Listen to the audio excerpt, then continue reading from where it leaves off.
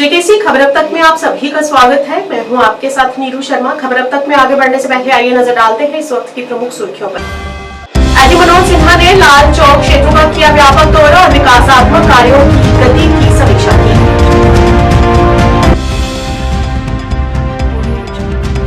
मुख्यमंत्री उमर अब्दुल्ला के सलाहकार असलम वानी ने आज कहा कि सुरक्षा की दोहरी प्रकृति यहां काम नहीं कर सकती और उम्मीद है कि एक राज्य के रूप में जम्मू कश्मीर का दर्जा बहाल होगा।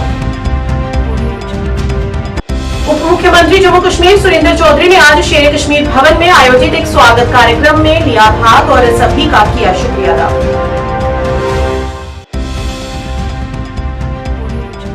नेहरू युवा केंद्र और तेजस एक पहल फाउंडेशन ने गर्ल्स हायर सेकेंडरी स्कूल डोडा में वृक्षारोपण अभियान चलाया।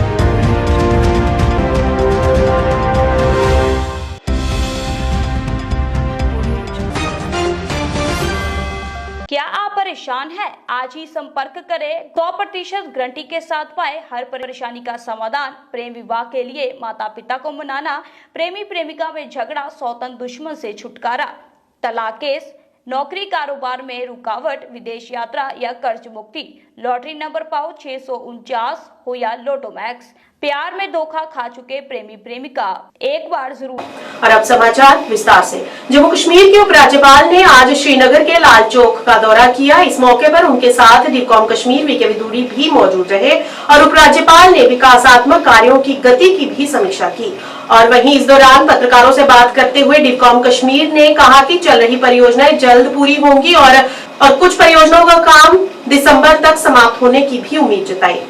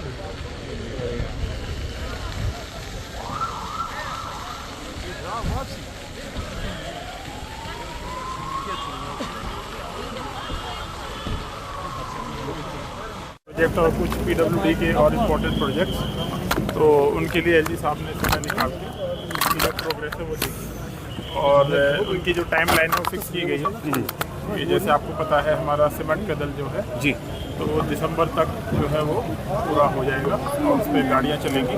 आपको पता है उस समय सर्दियाँ होंगी तो मैक्सिमाइजेशन उसमें नहीं हो पाएगा, बट फिर भी लोकल ट्रैफिक के लिए उसको खोला जाएगा। सर हमने देखा कि कुछ प्रोजेक्ट जो है जो ऑन टाइम इनॉग्रेट होने थे नहीं हो पाए, अब उस पर देरी क्यों आखिरकार? कौन सा प्रोजेक्ट? जैसे कमरवारी ब्रिज की मैं बात करूंगा, नूरबाग कमरवारी, लास्ट टाइम खबर आ रही थी कि बहुत जल्दी इनॉग्रेट हो जाएगा। ये जो सीमेंट का दल जी जी जी जी जी, तो सीमेंट का दल का तो आपको पता है 2011 से जो चल रहा है जी, तो उसको तो अभी उस पर तेजी आई है, इसलिए माननीय एलजी साहब ने उस पर विजिट किया है ताकि वो टाइमली। कुछ लेटेस्ट प्रोजेक्ट्स हैं जिन पर अभी बात हुई है या अमेंडमेंट्स होनी है? नहीं, बिल्कुल है। जैसा आपको पता है रिवर ट्रांसपोर्ट अपने आप में अपने एक इम्पोर्टेंट प्रोजेक्ट है, राइट। उसके अलावा भी आप देख ही रहे हैं, वो तो है। और मैं ज़्यादा अभी कहता ठीक नहीं लगता। Thank you very much. Jammu Kashmir के मुख्यमंत्री के सलाहकार असलम वानी ने गुलमर्ग में हुए आतंकी हमले पर अपनी प्रतिक्रिया दी और ऐसी घटनाओं की निंदा की। उन्होंने कहा कि ऐसी घटनाएं मानवता और हमारी शांति को खत्म करती हैं। जम्मू कश्मीर के लोगों ने लोकतंत्र में भाग लेने के लिए बहुत लंबा इंतजार किया है। अब हम शांति देखना चाहते हैं। सुरक्षा की दोहरी प्रकृति यहाँ काम नहीं कर सकती। हमें उम्मीद है कि एक राज्य के रूप में जम्मू कश्मीर का दर्जा बहाल होगा और एक एकीकृत कमान इसके खिलाफ लड़ेगी।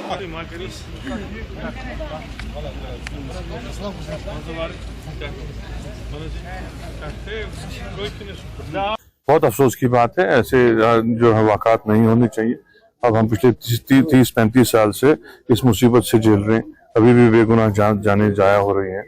अल्लाह करे कि अब किसी तरह से अकल आए, बाहर वालों को भी अकल आए कि वो इन चीज़ों पे जो है ज़्यादा मुदाखलत ना करें और ऐसे वाक़ात ना हो। तो हमने जितनी इसकी मज़म्मत करनी थी उतनी कम है, क्योंकि ये ऐसे वाक़ात हैं जिससे इंसानियत का खून हो जाता है, हमें हमारे अमन को दचका लगता है। यहाँ जम्मू कश्मीर की आवाम ने बहुत मुश्किल से बड़ी देर के बाद जमहूरियत का साथ दिया है, एक जमहूरी हुकूमत बनी है। अब हम चाहते हैं कि आगे हम अमन के दिन देखें, तो हम उम्मीद करेंगे कि ऐसे वाक़ात ना हो। इसके साथ साथ जो हमारा सिक्योरिटी ग्रिड है उसको और मुस्तकम होने की ज़रूरत है। हम इसीलिए कहते हैं कि इसको रियासत का दर्जा दोबारा देना बिल्कुल नागुज़ीर है, ये बहुत ज़रूरी है।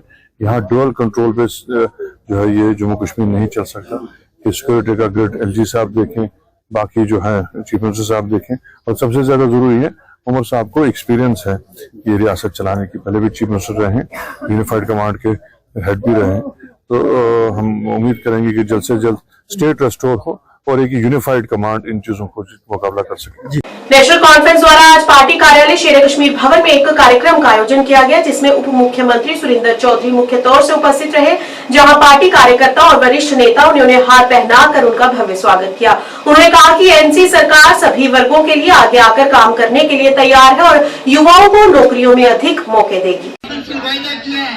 हमारी जो बुजुर्ग है पहले 1000 रुपया पेंशन मिलती थी, हमारे ओल्ड एज में जो लोग थे 1000 रुपया पेंशन मिलती थी, वो पेंशन हमने बढ़ा के 3000 की है। ये नेशनल कॉन्फ्रेंस के रोजगारी का मसला हो या भूखमरी का मसला हो या हमारी बहनों की परेशानियों का मसला हो, हमारे बच्चों के जो बेरोजगारी का मसला हो, आज 24 साल आपके सामने है। जहां कहा जाता था कि शायद जम्मू के देखिए, आज पहली दफ़ा मैं आया हूं, मैं अपने लीडर डॉक्टर फारूक अब्दुल्ला साहब, उमर अब्दुल्ला साहब और नेशनल कॉन्फ्रेंस की लीडरशिप पूरी जो है जम्मू कश्मीर की और नेशनल कॉन्फ्रेंस तंजीम की जो एक एक कारकुन है, उन सब का शुक्रिया अदा करता हूं कि उन्होंने मुझे इस काबिल समझा कि मैं जम्मू सूबे को और उसके साथ साथ जम्मू कश्मीर को बराबरी से चला सकूं, बिना किसी जात, बिना किसी मज़हब के, बिना किसी कौम परस्ती के साथ मैं इन लोगों का काम कर सकूं। सुरिंदर जी, आज युवा सुरिंदर चौधरी जी, इस समय 8 साल के बाद सरकार ने कांस्टेबल की पोस्टें निकाली है, पर हमारे युवा गुहार लगा रहे हैं हमें एक रिलैक्सेशन मिलनी चाहिए, क्योंकि नेशनल कॉन्फ्रेंस उमर अब्दुल्ला आप पर भरोसा है। देखिए, उमर साहब को ये डेपुटेशन मिली है, उमर साहब ने उनको यकीन दिलाया और ये सरकार नौजवानों के साथ बनी है। और हमारे इलेक्शन में जो मैनिफेस्टो है उसके बीच में भी नेशनल कॉन्फ्रेंस ने अपना वादा किया है, जो नौजवानों के रोजगार के लिए, नौजवानों के आगे भविष्य बनाने के लिए, और जो वादे हमारे मैनिफेस्टो में हैं, वो मैनिफेस्टो में जो वादे हैं उसको पूरा किया जाएगा। लेकिन मैं आपसे रिक्वेस्ट करूंगा मीडिया के साथियों से, आप अभी 4 दिन हुए नहीं तो आप हमें इम्तिहान लेना शुरू हो गए हो, क्योंकि जिन लोगों ने 10 साल इस रियासत को तोड़ के यूटी बनाया, अभी तो हमें, क्योंकि सबसे बड़ा मुद्दा हमारा है, पहले हमारा सबसे बड़ा मुद्दा पहले है कि इस यूटी को दोबारा से स्टेट में तब्दील किया जाए। और इस यूटी के मुख्यमंत्री जनाब उमर अब्दुल्ला साहब दिल्ली गए हैं, वो प्राइम मिनिस्टर साहब को भी मिले हैं, होम मिनिस्टर साहब को भी मिले हैं, वो डिफेंस मिनिस्टर साहब को भी मिले हैं, और वो गडकरी साहब को भी मिले हैं। और जो बातें इसके बाद वो जब वापस आएंगे दिल्ली से, वो आपको ब्रीफ करेंगे। ये उम्मीद, ये देखिए, युवाओं की उम्मीद है हम समझ सकते हैं और महसूस करते हैं कि युवाओं को एक बड़ी उम्मीद है नेशनल कॉन्फ्रेंस से, क्योंकि नेशनल कॉन्फ्रेंस ही ऐसी एक पार्टी, एक तंजीम है जिसने हमेशा युवाओं के लिए लड़े और युवाओं का रोजगार का जो एवेन्यूज़ हैं हमेशा नेशनल कॉन्फ्रेंस ने खोले। और आगे भी आज जो सरकार बनी है, आप यकीन मानिए 5 साल का सफ़र हमारे पास है। इन 5 साल जब ख़त्म होंगे, हम एक दावे से 20 लोगों के बीच में जाएंगे और लोग खुद कहेंगे कि हमने फिर नेशनल कॉन्फ्रेंस को जिताना है। कश्मीर घाटी में सर, कश्मीर घाटी में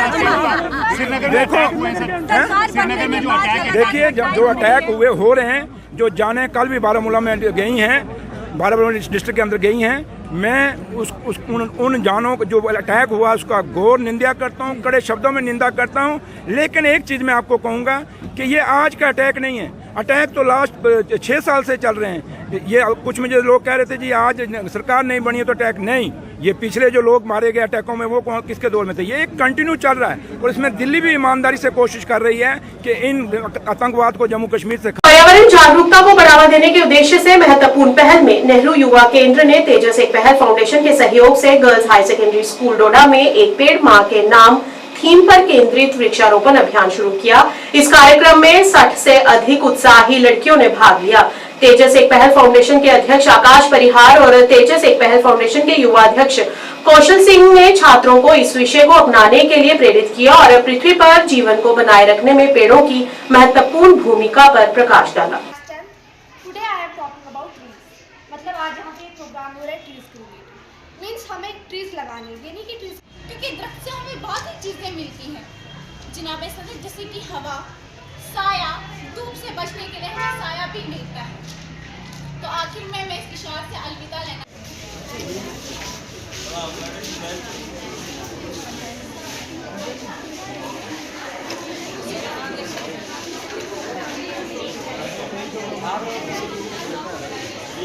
बारे में बताइए। मेरा नाम आकाश परिहार है, मैं तेजस एक पहल फाउंडेशन के संस्थापक हूँ। आज हमने नेहरू युवा केंद्र की कोलैबोरेशन के साथ हमने एक पेड़ माह के नाम का जो कार्यक्रम है पूरे देश भर में चल रहा है, वो हम मई भारत के तहत पूरे भारतवर्ष में चल रहा है। उसी के तहत हमने डोडा में ये प्रोग्राम किया और इस प्रोग्राम का मेन उद्देश्य था कि बच्चों में जागरूकता लाना, बच्चों को भी बताना कि आप भी एक पेड़ माँ के नाम लगाएं। उसके साथ साथ यहाँ पे हमने एक कंपटीशन भी रखा था जिसमें विभिन्न बच्चों ने यहाँ पे अपनी डिबेट में बताया, प्लांट्स की अहमियत के बारे में बताया और क्यों प्लांट्स लगाना ज़रूरी है, उसकी पूरे जानकारी बच्चों में दी और उन्होंने अपनी राय भी दी कि हम कैसे इन्वायरमेंट को ठीक कर सकते हैं, कैसे इस पोल्यूशन भरी जो आज की ज़िंदगी है, जो हर जगह पे पोल्यूशन हमें देखने को मिलता है, इस सारे के हवाले से बच्चों ने भी अपनी अच्छी अप्रोच दिखाई और उन्होंने भी कहा कि हम अपने जन्मदिन के दिन भी हम प्लांटेशन ड्राइव करें।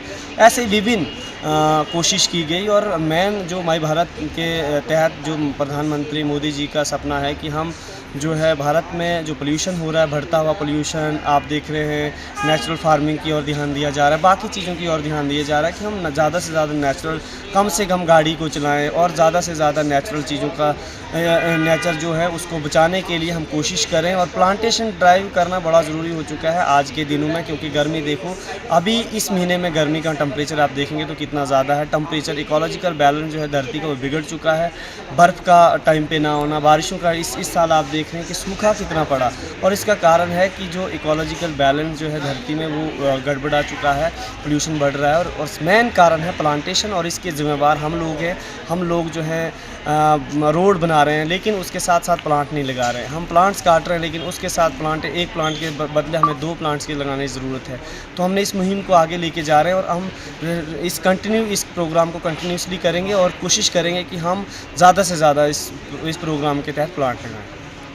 अखिल भारतीय विद्यार्थी परिषद ने आज IIM परिसर जम्मू के बाहर विरोध प्रदर्शन किया, जिसमें उन्होंने कहा कि परीक्षाओं के दौरान, चेकिंग के दौरान छात्र और छात्राओं के साथ दुर्व्यवहार किया जा रहा है। उन्होंने IIM प्रबंधन से मामले को गंभीरता से लेने का अनुरोध किया है। सजा दो। विद्यार्थियों के साथ अभद्र व्यवहार बंद करें। होश में आओ। एडमिनिस्ट्रेशन होश में आओ। विद्यार्थियों के साथ मोलेस्टेशन बंद करो। अक्षी बिलोरिया, अखिल भारतीय विद्यार्थी परिषद जम्मू कश्मीर की प्रांत मंत्री। आज हमने IIM के बाहर जो प्रदर्शन किया वो एक बहुत ही सेंसिटिव और एक निंदनीय विषय को लेकर के ये प्रदर्शन हम लोग कर रहे हैं, क्योंकि हमारे ध्यान में आया था कि इंटीग्रेटेड मैनेजमेंट के एग्ज़ाम के दौरान जो कैंडिडेट्स हैं उनके साथ जो है चेकिंग के नाम पे जो है उनको फिज़िकली हरास किया गया, वीमेंस को भी और मेल्स को भी, दोनों ही कैंडिडेट्स के साथ जो है ऐसी बर्बरता जो है हुई है। और इंडियन इंस्टीट्यूट ऑफ मैनेजमेंट जो है वो नेशनल इंस्टीट्यूट है और पूरे देश भर से यहाँ पे बच्चे पढ़ने आते हैं। तो एक गलत मैसेज जो जम्मू कश्मीर के इस इंस्टीट्यूट से उनके बीच में गया है वो एक निंदनीय विषय है और चिंता का विषय है कि किस प्रकार से इस प्रकार की घटना जो है एक इंस्टीट्यूट में होती है। तो इसी घटना को थोड़ा सा एडमिनिस्ट्रेशन के ध्यान में लाने के लिए और उनसे हम मांग करते हैं कि जो भी लोग इसमें दोषी हैं या आरोपी हैं उनके ऊपर कड़ी से कड़ी कार्रवाई कार्रवाई होनी चाहिए ताकि जो हमारे यहाँ पे पढ़ने के लिए आते हैं विद्यार्थी वो अपने आप को महफूज जो है वो समझ सकें और अपनी पढ़ाई पे फोकस कर सकें।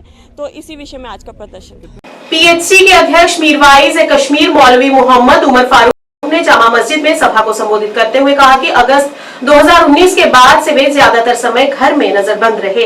उन्हें अपने सहयोगियों प्रोफेसर अब्दुल गनी भट्ट, बिलाल गनी लोन और मसरूर अंसारी से 5 साल से अधिक समय के बाद पहली बार एक साथ मिलने का मौका मिला है। उन्होंने कहा कि ये बहुत भावनात्मक पल था और मीरवाइज ने बदलते भू राजनीतिक के परिदृश्य के बीच संघर्ष समाधान के लिए शांतिपूर्ण भागीदारी के लिए एपीएचसी की प्रतिबद्धता की पुष्टि की। बात है कि हमने 2019 के बाद जो तब्दीलियां जम्मू कश्मीर के हवाले से हुई उस पर भी हमने गुफ्त शनीद किया और जो आलमी मंजरनामा आज तेजी से तब्दील हो रहा है, जो कि जिसे हम कह रहे हैं कि जो चेंजेस जियो पॉलिटिकल लेवल पर तेजी से रूनमा हो रही हैं, उस पर भी हमने तबादला ख्यालात किया।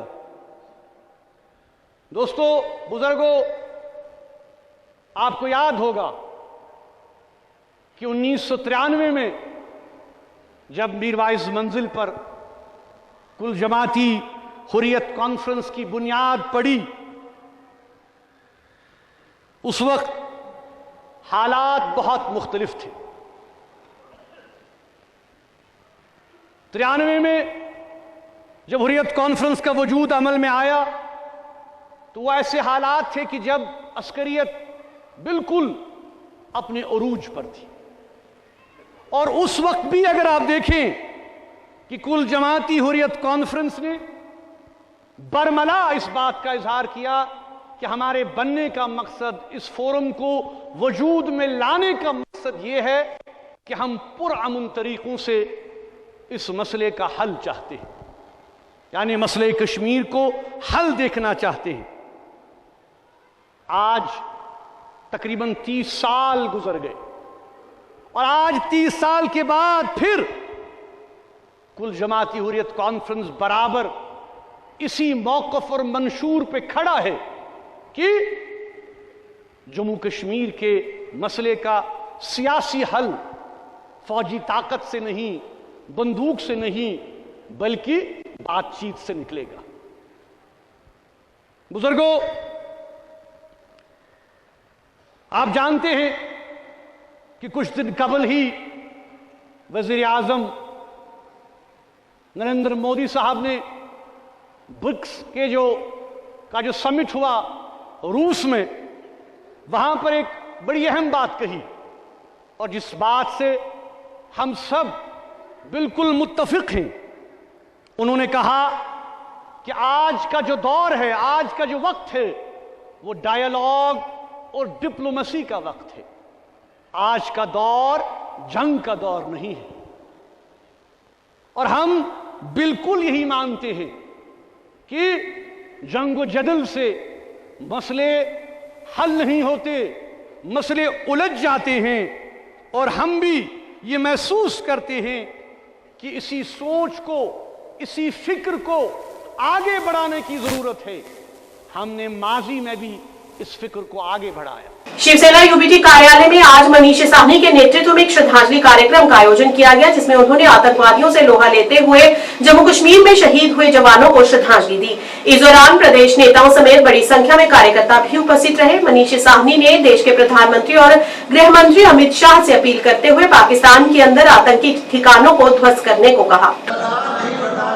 वीर जवानों की शहादत बर्दाश्त नहीं, बर्दाश्त नहीं। भारत माता की जय, भारत माता की जय। वीर जवानों की शहादत बर्दाश्त नहीं, बर्दाश्त नहीं। वीर जवानों की शहादत बर्दाश्त नहीं, बर्दाश्त नहीं।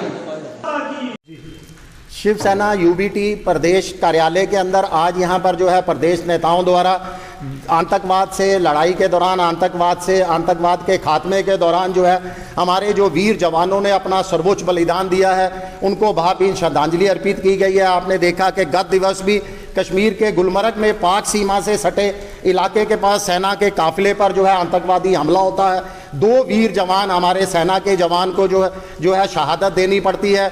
इसके साथ ही पिछले 7 दिनों की बात करें तो जम्मू कश्मीर के अंदर 4 बड़े आतंकवादी हमले होते हैं, जिसके अंदर 10 निर्दोष और निहत्थे लोगों को आतंकवादियों द्वारा अपनी गोलियों से जो है छली कर उनकी हत्या कर दी जाती है।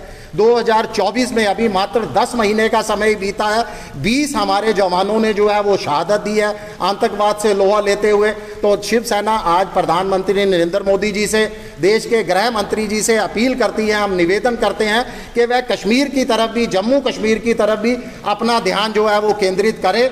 पाकिस्तान के अंदर जो आतंकवादी ठिकाने हैं, जो लॉन्चिंग पैड है, उनको जो है उस पर जोरदार सर्जिकल स्ट्राइक की शिवसेना मांग करती है। इसके साथ ही जानकारियां मिली हैं कि कश्मीर के अंदर कुछ नए आतंकवादी संगठन जो है वो पनपने लगे हैं, अपना फन फैला रहे हैं। हमारी मांग है कि इनके जहरीले फन को, इससे पहले कि ये जहर उगलना शुरू करे, इनको जो है कुछ सख्ती के साथ कुचल दिया जाना चाहिए। Government girls high secondary school Shastri Nagar Jammu में दिवाली मेला 2024 का आयोजन किया गया। मेले का उद्घाटन मुख्य शिक्षा अधिकारी जम्मू जगदीप पाधा द्वारा किया गया। इस मौके पर स्कूल के विद्यार्थियों ने अपने स्टॉलों पर विभिन्न कलाकृतियों के साथ साथ खेल और खाद्य पदार्थों का भी प्रदर्शन किया। स्कूल की प्रिंसिपल अनुराधा भारद्वाज ने छात्रों और कर्मचारियों को प्रोत्साहित करने के लिए अपना बहुमूल्य समय निकालने के लिए योग्य सीईओ जम्मू को धन्यवाद दिया।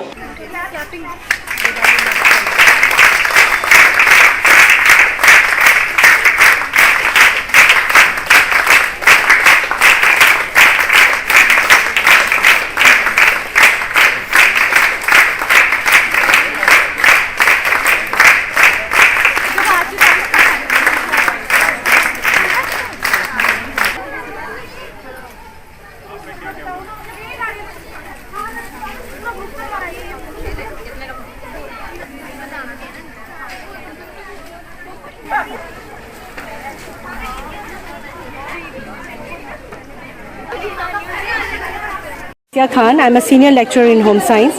आज मैंने यहाँ पर दिवाली मेला सेलिब्रेट करवाया है बच्चों से। यह हर साल हम सेलिब्रेट करते हैं यहाँ पर दिवाली का, और इसमें बच्चे दिए, तोरण और बहुत सी चीज़ें, लैंटर्न्स, दिए, सब कुछ बना के खुद डिस्प्ले करते हैं।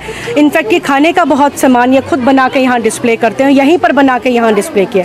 एक टैलेंट भी है बच्चों के लिए, एक अपॉर्चुनिटी भी है बच्चों के लिए कि ये फील्ड में आगे निकलें, आगे तरक्की करें। और ये बच्चे जो बड़ा मतलब मेहनत करके ये छोटी छोटी चीज़ें खुद बना के यहाँ डिस्प्ले कराते हैं, एक सेल्फ अर्निंग भी होती है, अपने स्किल्स को शो करते हैं, टैलेंट को शो करते हैं, जिससे कि बच्चे आगे निकलें। ये एक बच्चों के लिए बहुत अच्छी अपॉर्चुनिटी है। तो मैं चाहती थी कि बच्चों को एक ऐसा प्लेटफॉर्म मिले, स्कूल्स में ही मिले, ताकि जब वो आगे फ्यूचर में तरक्की करने लगे तो उनके पास एक फीडबैक होगा पीछे से कि हम ये काम कर रहे थे। तो आई एम वेरी फॉर्चुनेट। और ये एक ऐसा त्यौहार है कि सब बच्चों को सबको मिलके मनाना चाहिए।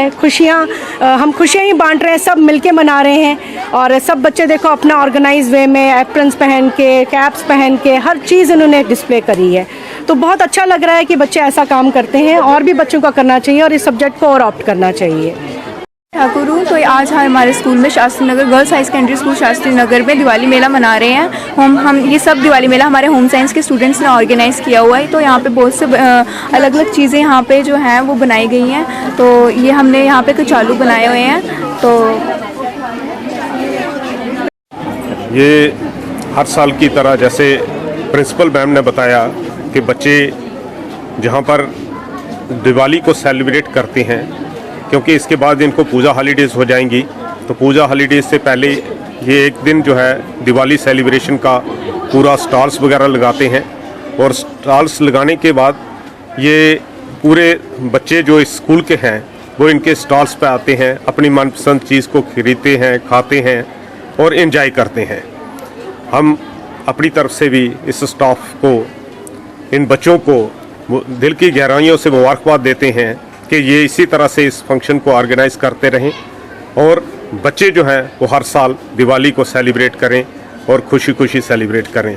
क्योंकि ये जो एक इनको हुनर दिखाने का मौका भी मिलता है, और साथ में जैसे आत्मनिर्भर भारत का मिशन चल रहा है, उसमें ये बच्चियां हमारी आत्मनिर्भर हो रही हैं।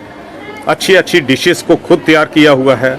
और मैं कुछ स्टॉल्स पे गया, मैं खुद हैरान रह गया कि हमारे बच्चे जो हैं वो इतने काबिल हैं कि इन्होंने इतनी अच्छी डिशेस को बना लिया है। और ऊपर वाले से दुआ करता हूँ कि इनकी आने वाली ज़िंदगी जो है वो बहुत कामयाब हो और शुभकामनाएं इनको देता हूँ।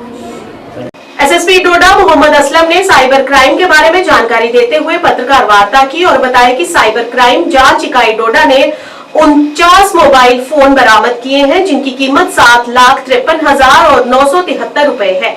इस दौरान उन्होंने लोगों से किसी भी लिंक पर क्लिक ना करने और किसी भी अनजान व्यक्ति के साथ अपनी निजी जानकारी शेयर ना करने की भी अपील की। गवर्नमेंट ऑफ इंडिया जो है सायर करके एक पोर्टल है, central equipment identification registration portal, तो उसके जरिए से हम जो है ये इन फोनों को ट्रैक करते हैं और रिकवर करते हैं।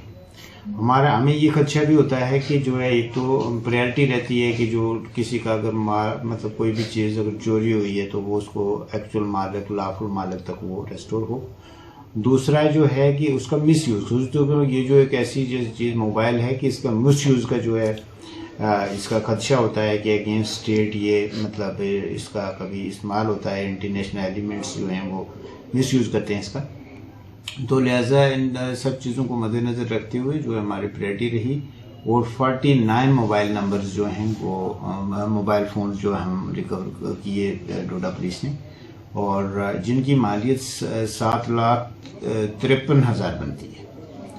तो ये जो है उनके लाफुल जो मालकान थे उनके हवाले हुए, और इससे कबल भी 27 मोबाइल फ़ोन इस साल में जो है पुलिस डोडा पुलिस ने जो है वो मतलब आनर्स को और जो चोरी के मोबाइल वापस करवाए हैं।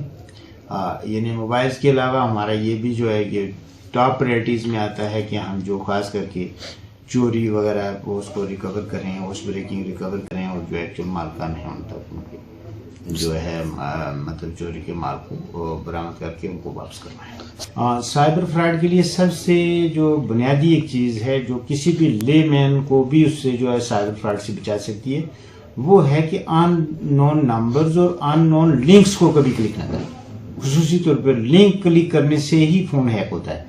तो मतलब कभी भी किसी भी सूरत में अननोन जो लिंक जो है, जैसे किसी कोई अगर भेजता है आपको, उसको जो है वो मत जो है वो आप क्लिक करें। और दूसरा जो है डिफरेंट, जैसे डिफेंस फोर्सेस का बन के वो लॉटरी का झांसा दे के इस तरीके से लोगों को इजी मनी मेकिंग का जो है वो झांसा दे के लोग जो उनका एक्चुअल माल जो है ये लूटने में कामयाब हो जाते हैं कभी कभी जो हैकर या फ्रॉडस्टर्स।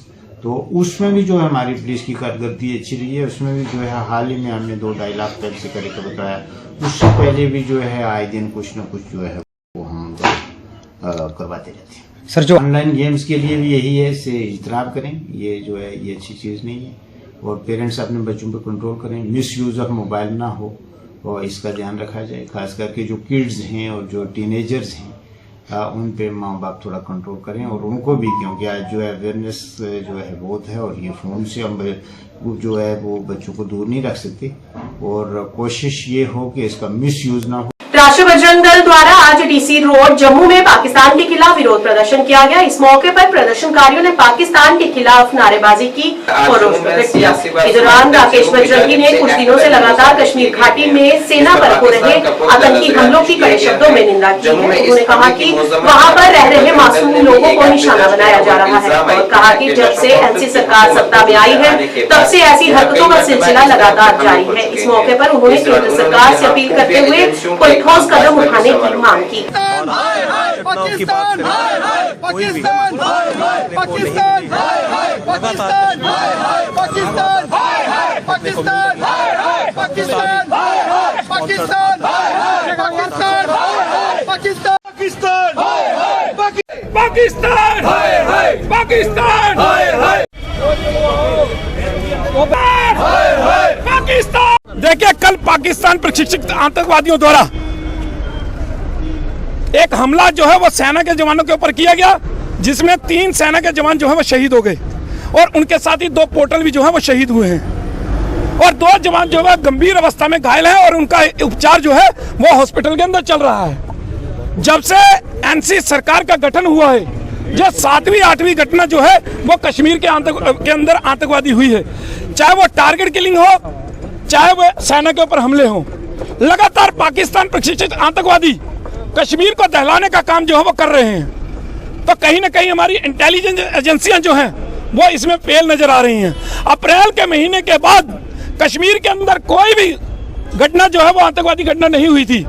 उसके बाद जम्मू के अंदर रुकी है तो कश्मीर के अंदर शुरू हो गई। तो लगातार जो स्टेटमेंट है कश्मीर के नेताओं के द्वारा दी जाती है, जैसे महबूबा मुफ्ती लगातार कह रही है कि पाकिस्तान के साथ बातचीत होनी चाहिए, जब फारूक अब्दुल्ला ने भी कह दिया कि पाकिस्तान के साथ तब तक बातचीत नहीं होगी जब तक आतंकवाद को वहां से रोका नहीं जाता।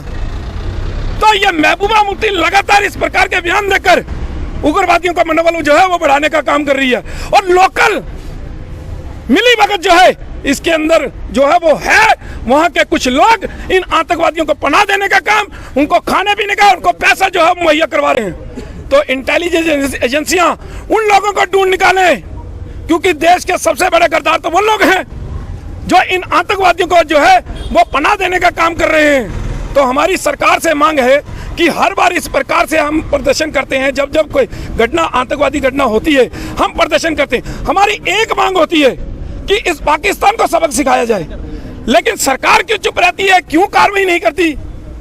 जब पहले सर्जिकल स्ट्राइक हो सकती है तो अब क्यों नहीं हो सकती? अब हमारी सेना जब तैयार बैठी है, क्यों पाकिस्तान के अंदर नहीं घुस सकती? क्यों उनको आदेश नहीं दिया जाता? ये हम केंद्र सरकार से पूछना चाहते हैं। पुलिस, पैरामिलिट्री फोर्सेस, आर्मी वो एलजी साहब के अधीन है, तो जिम्मेवारी भी एलजी साहब की बनती है। लेकिन सरकार जो नहीं गठन हुआ है उसके एजेंडे जो हैं उनको अपने एजेंडों से पीछे हटना पड़ेगा। उनके एजेंडों से इन आतंकवादियों का मनोबल बढ़ने का काम हो रहा है। कहीं ना कहीं उनको लग रहा है कि हमारे हिमायत के लोग हैं, ये हमारे साथ के लोग हैं। तो इसलिए इसके ऊपर कड़ा संज्ञान जो है वो केंद्र सरकार को लेना पड़ेगा। जब तक आतंकवाद जड़ से समाप्त नहीं होता, इस सरकार को स्टेटहुड नहीं दिया जाना चाहिए। भाजपा के वरिष्ठ नेता एवं पूर्व विधानसभा सदस्य सुखनंदन चौधरी ने आज इस बात की कड़ी निंदा की है कि कुछ बड़ी कंपनियों द्वारा किसानों को खाद के साथ साथ नैनो खाद भी दिया जा रहा है। आज जम्मू में एक पत्रकार वार्ता को संबोधित करते हुए उन्होंने कहा कि किसानों को ये खाद खरीदने के लिए मजबूर किया जा रहा है और किसानों को इसके फायदे के बारे में कोई जानकारी नहीं है। उन्होंने केंद्रीय उर्वरक मंत्री से इस मामले में हस्तक्षेप करने की अपील की। मेरा ये कहना है कि किसानों को, जिनको अन्नदाता कहा जाता है, उनको मजबूर किया जा रहा है कंपनियों की तरफ से। बड़ी बड़ी कंपनियां जिन्होंने लूट खसूट डाली हुई है, जैसे इफको वाले हुए, आईपीएल वाले हुए, और जनता को, किसानों को मजबूर किया जा रहा है कि डीएपी के 1 क्विंटल के साथ एक नैनो डीएपी दिया जाएगा। अगर वो लेंगे यूरिया लेंगे तो यूरिया के साथ एक नैनो यूरिया दिया जाएगा। और आईपीएल की तरफ से पोटाश वाले हुए एक पोटाश का बैग 10 किलो का या 15 किलो का वो मजबूर करके लोगों को दिया जा रहा है और लोगों को बेचारों का गला घोटा जा रहा है, किसानों का। जबकि हमारे प्राइम मिनिस्टर मोदी जी किसानों के लिए इतना कुछ कर रहे हैं। अभी एमएफसी कितनी बढ़ाई उन्होंने, गंदम के ऊपर जाने वाली हमारी क्रॉप है, रबी क्रॉप, 150 रुपये पर क्विंटल बढ़ाई।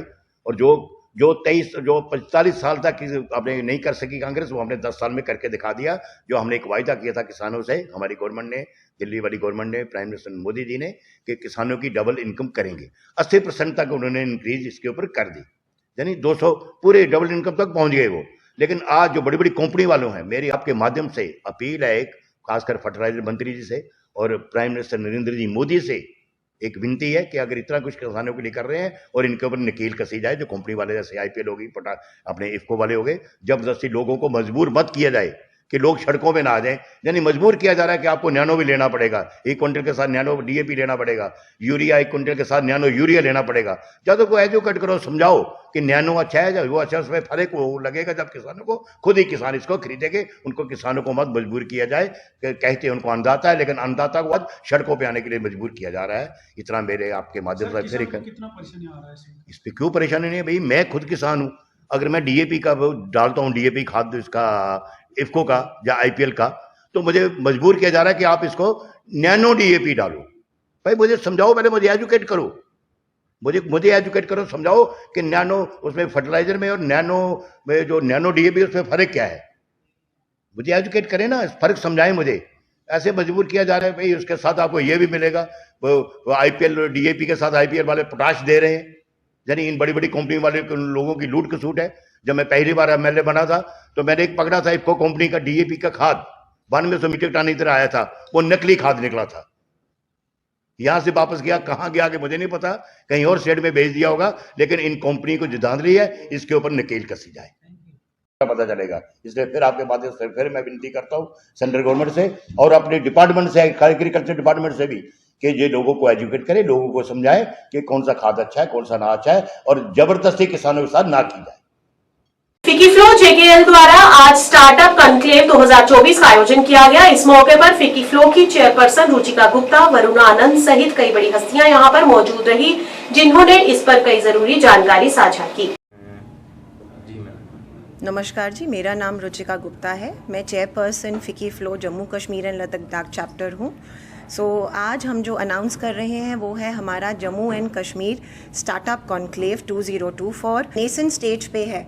उसको एक नर्चरिंग इन्वायरमेंट दें अपने यूथ को, अपनी स्टार्टअप्स को अपने रीजन में। उनके लिए हम अपने फाउंडर्स को इधर लाएं, अपने इन्वेस्टर्स को लाएं। देखिए, स्टार्टअप्स में इन्वेस्ट करना एक बहुत ही हाई रिस्क बिजनेस प्रपोजिशन है। हम चाहते हैं उनके साथ इंस्पायरिंग जर्नीज शेयर हो, वेंचर कैपिटलिस्ट इधर आएँ जो पोटेंशियल उनमें देखें, और एक कॉन्क्लेव, एक क्रेडिबल प्लेटफॉर्म हम इनको प्रोवाइड करें जहां पे पैन इंडिया से the best of the industry leaders जो कि स्टार्टअप इकोसिस्टम के हैं वो आएँ और इनसे इंटरैक्ट करें।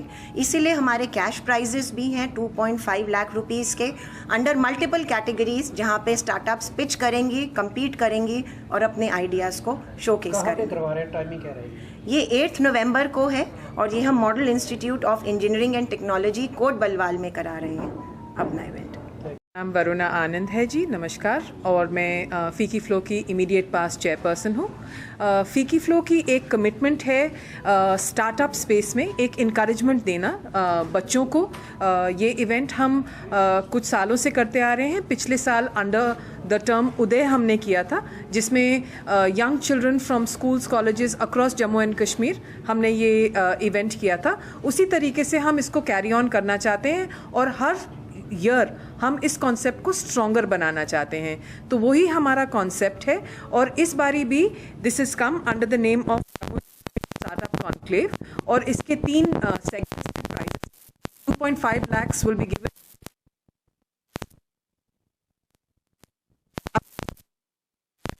जिसका आइडिया है उसको नहीं मालूम कि उसका आइडिया वायबल है, से ही एक बच्चे के अंदर दिमाग में डाला जाता है कि सिर्फ आपने नौकरी की तरफ नहीं देखना, आपने एक बिजनेस की तरफ देखना, अपना पर्सपेक्टिव बदल करना है। तो ये फिकीफ्लो का एक छोटा सा it's our way of contributing towards the startups place, and we are very happy to be supported by MITE. MITE is our knowledge partners. We had done this event in support with MITE even last year, and we are happy to do it this year as well. कहाँ पे करवा रहे हैं और कौन सी date है? ये हमारा होगा जी 8 नवंबर को और ये मॉडल ये माइट में होगा जो आपका कोट बलवाल में जी। भारतीय रेड क्रॉस सोसाइटी, भारतीय सेना और हंदवाड़ा मीडिया एसोसिएशन ने संयुक्त रूप से लंगेट में एक रक्तदान शिविर का आयोजन किया, जिसका उद्देश्य उन लोगों को जीवन सहायता प्रदान करना है जिन्हें किसी भी घटना के समय इसकी सख्त जरूरत हो सकती है। शिविर का उद्घाटन HOD blood centre GMC Handwara doctor मंजूर अहमद ने किया, जिसमें नागरिक और सेना के लोग शामिल हुए। SSP Handwara Ifrooz Ahmad, red cross स्वयं सेवकों, सैनिकों और मीडिया प्रतिनिधियों द्वारा कुल 65 रक्त बिंदु दान किए गए। आज जो यहाँ पे ब्लड डोनेशन कैंप किया है ये डिस्ट्रिक्ट रेड क्रॉस कुपवारा और 30 लंगेट ने मुनक़द किया है और इसके साथ साथ यहाँ पे जो एसोसिएटेड जीएमसी हंदवाड़ा है उसका स्टाफ यहाँ पे आया है। तो यहाँ पे हमने एक्सपेक्टेड है कि 50 से 60 पॉइंट हम यहाँ पे कलेक्ट करके जो जीएमसी हंदवाड़ा में मतलब रखा जाएगा। तकरीबन यहाँ पे हमारा 60 पॉइंट्स यहाँ पे कलेक्ट होने को है। तो अभी ब्लड डोनेशन कैंप जो यहाँ पे है वो चल रहा है, तकरीबन 30 पॉइंट्स यहाँ पे कलेक्ट हो गए हैं और भी यहाँ पे डोनर्स वेट कर रहे हैं। तो अभी यहाँ पे कैंप मेरी हमेशा यही मैसेज रहती है कि आम लोगों को, खासकर यूथ को आगे आना चाहिए ब्लड डोनेट करने के लिए। इससे कोई कमज़ोरी या कोई मतलब बीमारी नहीं होती है, खुदा न खास्ता। तो हर जगह पे यही मैसेज मतलब देते आए हैं कि ब्लड देना मतलब चाहिए। इससे किसी की जान बच सकता है, किसी की मतलब अगर किसी प्रेग्नेंट वुमेन को हम ब्लड डोनेट करेंगे तो 2 मतलब जान भी बच सकती है। मैंने आज तक 70 पॉइंट दिए थे, आज 71वां पॉइंट दे रहा हूँ। तो मेरी हमेशा यही गुजारिश है खासकर यूथ से कि ब्लड देना चाहिए। यहाँ पे आज जो ब्लड डोनेशन कैंप मुनक़्क़द किया गया, ये इंडियन रेड क्रॉस सोसाइटी की जानिब से और इन कोलैबोरेशन में 30RR और हंदवारा मीडिया एसोसिएशन, तो कुल मिला के यहाँ पे करीब 50 के करीब वॉलंटियर्स ने अपने खून का एहतिया पेश किया। इस कैंप का मकसद ये था कि जो भी ज़रूरतमंद होते हैं, आप देखते हैं कि आज कल ज़्यादा एक्सीडेंट्स होते हैं और लोगों को फिर खून की कमी महसूस होती है, खून की ज़रूरत है, तो उस हवाले से हमने आज ये मुनासिब समझा कि इन कोलैबोरेशन विद आर्मी और जो इंडियन रेड क्रॉस सोसाइटी है, चूँकि इंडियन रेड क्रॉस सोसाइटी ऐसे कैंपस मुनक़्क़द करते आ रहे हैं, तो हमने बेहतर समझा कि आज यहाँ पे एक ब्लड डोनेशन कैंप मुनक़्क़द किया जाए ताकि जो भी ज़रूरतमंद होंगे उन तक ये खून का अतिया जो है वो पहुँच सके। और सबसे बड़ी बात यह है कि लोगों में एक इनलाइटनमेंट पैदा हो जाए कि खून देने से आप जो है एक अजीम मकसद अंजाम दे सकते हो, और सबसे बड़ी बात यह है कि इससे किसी की जान बच सकती है। तो वही मकसद लेके हमने आज यहाँ पे आज ये ब्लड डोनेशन कैंप जो है इन कोलैबोरेशन विद 30RR यहाँ पे मुनक़्क़द किया। मध्य कश्मीर के बडगाम जिले के खान साहिब के बुगरू इलाके में शुक्रवार सुबह एक युवक का शव बरामद किया गया। मृतक की पहचान आदिल बशीर के रूप में हुई है। चिकित्सक और कानूनी औपचारिकताएं पूरी करने के बाद आदिल बशीर का शव परिवारजनों को सौंप दिया गया है और पुलिस ने मामला दर्ज कर आगे की जांच शुरू कर दी है।